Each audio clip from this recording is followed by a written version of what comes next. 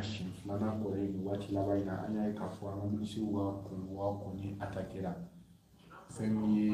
Ministre de l'enseignement supérieur Ali Tagera Okofe ni Ankoni Akima Jafa Kosowe assainissement ta fene Ali fene Takera Ali fene ka Konwa Atakera Anya Yakofe Kumanaka wale kumane aka aye Mugo Koni ka attention Koni atili Kosowe Yalma ba ministre Koni Joroka Wu Jamana Kono Kosowe ka Oka Konwa Atake Tanto ni ye nyingara la eka famu ye jumɛn ala i ka ɲininkali diyara n ye kojugu Kebe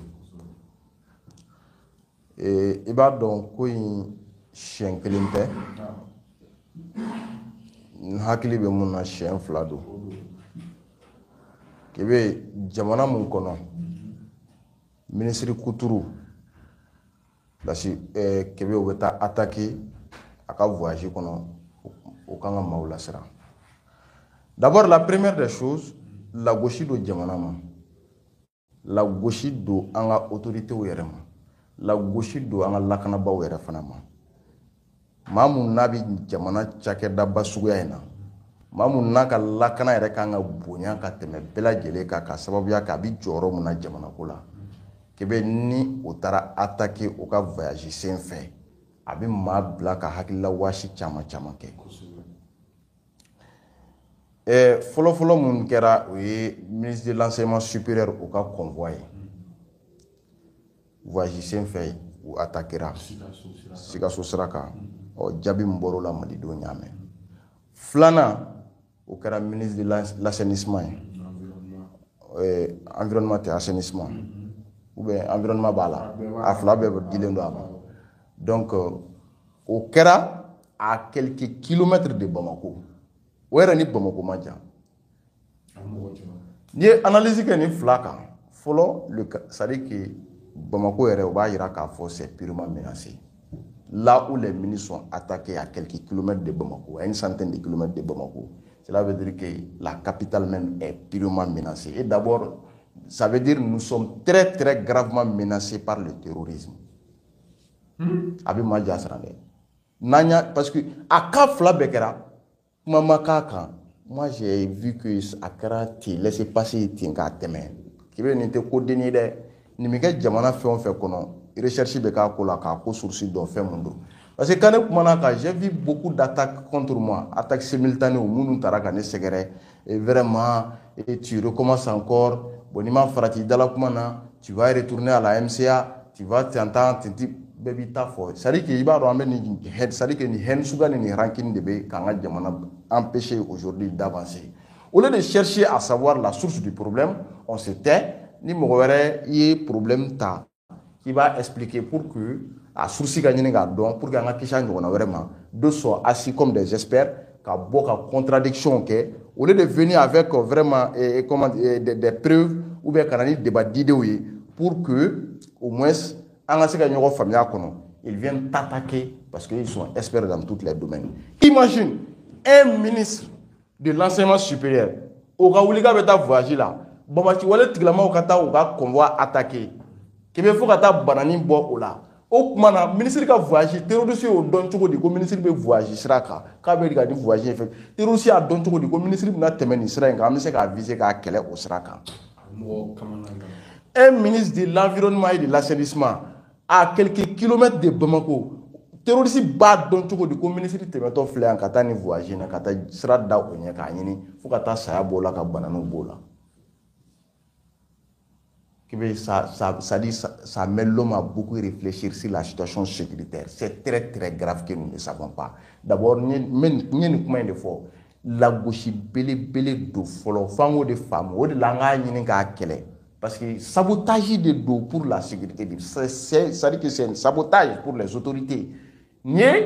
ka yira jamana dona ni ka yira communauté internationale de ko la kana ko enti tie mali kono parce que ministre bi attaquer roro mais bado ka ni la mo la tigete est-ce que ni te mo nu ou déceler ni fene yira parce que bado sano ni décela ga sia ke do ma donc il va mener ka fo beti i ci fen bala quoi il te fengi il va do ga cotiser ka fengi mais il va que je vais te dire l'objectif même de ces attaques, maintenant, objectif de FIE. Oui, ni attaque nous planifier à Kounimekama. À d'abord, le ministère nous fait. À d'abord, le ministère nous menait de Kouta, Otagila. Bien sûr. Net de là, quand il y a avertissement dit, ne hakiliba la ma mère tenait. À ma main. Même je me rappelle, fin novembre, il y a un avertissement dit. Je commence d'abord. Toute personnalité publique, qu'a d'amener les ministres, députés, qui veut institution de là, il fera voyager la yoro qui sont vraiment menacés par le terrorisme. Yoro muni bamati wale tiklama o kelen nyon yelen do yi. Jamana chua kama il fera voyager là parce que ou ka personnalité do bambolo munu joro ka bo utula munu nangelen do ko mene o marale mambolo. Maintenant pour récupérer ces gens, ou bien mune ke o fana ba la ka nga personnalité bado de mene pour l'échange. Pour que échanger de cas ou moko ka se ka libérer. Wa chaque fois nous y a une personnalité publique dominée ou y a un maba dominé ou bien nous sommes des fois à Dakar ani ku ka moko do ka libérer imposer pour que conditions déposées. Raison pour laquelle ils ont planifié ces attaques, c'était pour obligatoirement enlever nos 2 ministres, mais objectif c'est atteint. Armée voilà, justement que Allah et comment dirais-je, convoi sécurité sera qui joro là vraiment à couper. Mais je répète qu'il faut aller jusqu'à la source de ce problème. C'est-à-dire que Kebengo en date c'est comme fin bella réseau quand parce que déjà la première des choses on irait beaucoup moment oui flana Keben fait no be na boranda kono amba donc à fo yana ka famu katasranyma ka abi famu katasra jugu de kan donc au effet na mu reproduit an ga laɲini to ya yɛrɛ kamata mais a bɛna mun reproduire à l'encontre de la nation an janto de la o lamɛ kuma dɔw to ye mais je sais que ce problème là k'i bɛ n'i y'a source sigi billahi tallahi i bɛ tiɲɛni kɛ Mali kɔnɔ parce que i bɛna tɛgɛ da maa suguya dɔw kan a bɛ bonya hakili ma o tɛ se ka kɛ o ça c'est pas fanga dɔn ko nin ko suguya tɛ se ka kɛ ten gansan o il faut aller à la source du problème sababu dɔw b'a la o mais i ye mun fɔ o de ye donc est ce que faamaw tɛ ka ko ɲɛɲini ya parce que e yɛrɛ da sera a ma ministre ka convoi attaqué kodeni tɛ quoi ne m'a fɔ n ko a bɛ ka ɲɛɲini ou a tɛ ka ɲɛɲini je ne sais pas mais je sais quand même que an kana a ko bila ka jigin ten k'an daminɛ a kan ka kodeni tɛ quoi ko belebele don i m'a ye a ko kɛlen RFI France 24 hali kunu Wassim Nasr kumana kan hali kunu a kumana ko in kan donc a bɛ k'o ta k'o kɛ priorité montrer que voilà merci k'a fɔ ko la situation sécuritaire du Mali est vraiment détériorée hali ni baara bɛ ka kɛ donc ne bɛ solution fɔlɔ min proposer parce que Kebe an bɛ yɔrɔ min na i ko bi an bɛɛ b'a dɔn jamana ye musaka ko bɛ cogo min na vraiment mais an ka o kun ministre ka voyage jamana kɔnɔ mobile surtout yɔrɔ minnu bɛ yen n b'a kɛrɛnkɛrɛn yɔrɔ minnu bɛ yen zone rouge ministre bɛ voyage ka taa kɔnɔ ne ka faamuyali la pour l'instant hali ni voyage ma caya a ka kɛ hélico la walima armée ka avion na moi o de ye ne ka proposition ye dɛ parce que voilà an kana musaka ko in jate minɛ dɛ parce que n'i y'o jate minɛ ala k'an kisi ni ministre dɔ minɛna nin kan kan terroristes bɛna musaka mun fɔ ko k'o di yan n'u ka maa mun bila o nafa t'an kan o ye kɔlɔlɔba de y'an kan bon musaka mun n'an b'a bɔ ministre k'a ka voyage effectuer hɛrɛ la k'i bɛ a tɛ fɛn ci an ye jamana image bɛ ko donc pour l'instant u ka a lajɛ ministre ka voyage ka orchestrer de manière vraiment très sécuritaire hélico la soit avion de l'armée u bɛ to ka voyage effectuer joona ka segin ka sɔrɔ a ma gɛlɛya ka sɔrɔ degumaya la sinon vraiment ni taabolo in ka avec ce système Québec je vois que les ennemis ont déjà infiltré ni y'o de yira ne na ni y'a yira ne na ils sont déjà infiltrés billahi taala ni y'a yira ne na Québec hali n'u ka objectif n'u ma atteint Québec o n'a ka surun parce que infiltration il s'agit n'i y'a sigi i bɛ taa sɔrɔ d'autres sont à la base qui travaillent vraiment avec nous an tɛ se ka mɔgɔ minnu imaginer k'a fɔ ces gens minnu b'a la ka terroristes servir sur ce système Québec o b'a yira k'a fɔ ils sont pu infiltrer et leur objectif visé hali n'u ma atteint ils sont proches u b'a ko kan parce que ni mun yɛrɛ kɛra laban in na à l'approche de Bamako imaginez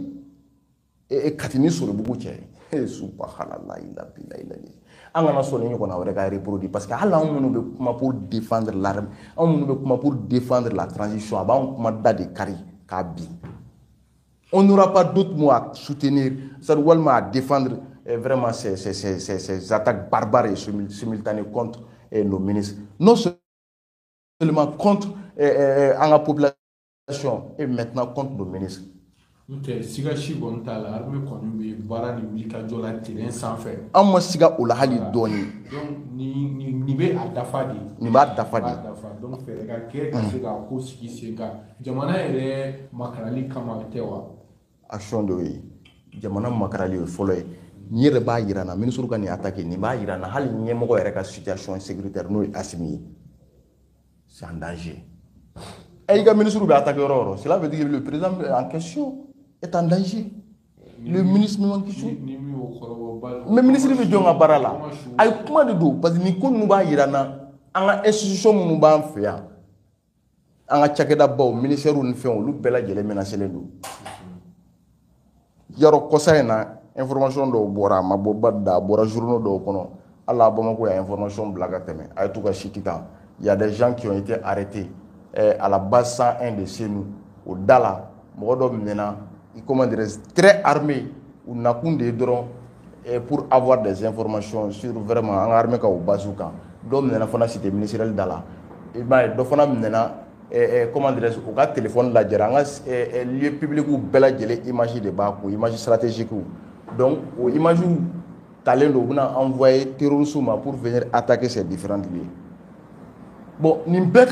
en son leçon de la CAFO. Vraiment, l'ennemi travaille avec des gens qui sont proches de nous. Du coup, il baraka ni mogodoy. Mogomu nanga suru. C'est-à-dire que en délai no mogomu na kosube na no beka baraka en ta donc à fo munu bi son a nyokona kosube au moins. De raison pour laquelle il faut faire très très attention. Et il faut aller jusqu'au bout de la source. Quand il y a information nous qu'a traité quand il y a investigation bauke. Ni problème nos sources est mais n'a un problème source doit avoir la famille solution sur là parce que ne nda do ni source là c'est ça kebe madala ni dugu be jega ne RF la flato ya ah non madala ni dugu be jega flato ya donc ala kan kisho ma kuma be famu quoi amona ambe ala di kuma mun fora ala ka famu voilà anga jamana famu wani jamana dumbe ala ku be kishi la taka tama shiro ni ko na bela akilon ka di moto son demo regala je fere mun be ala akoga sidisina note a fogo alme ka wuli ka jo ani kapat ka video ko ni o wasaw o wasaka daga dongo do atalu be ka di alme be wuli ka jo mina abi bara mina